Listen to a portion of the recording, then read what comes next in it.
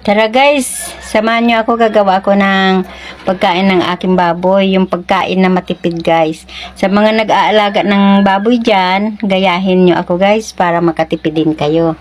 Tara! Guys, ito yung gabi. Nanguha ako guys ng gabi. Kasi sa mahal ng bilihin ngayon, ang mahal ng feeds, ang gagawin ko, lulutuin ko to pangkain ng baboy ko.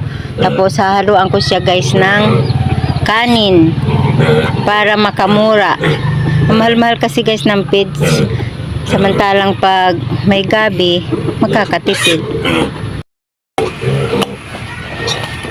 Yan. Ganito guys ang ginagawa ko. Sa gabi. Tatadtarin lang. Tapos ilaga hanggang sa lumambot. Hindi na guys kailangan hugasan kasi kinakain naman ng baboy yan kasi sanay sila sa lupa.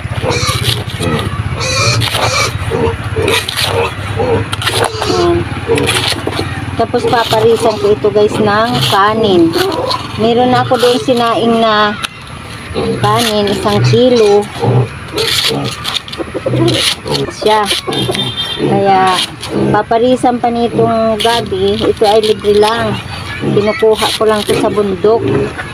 Kaya malaking tipid guys. Pag laga ko nito guys ay lalagyan ko lang ng asin. Yan, para may pampalasas siya. Yan, pakainin ko na guys ang aking baboy.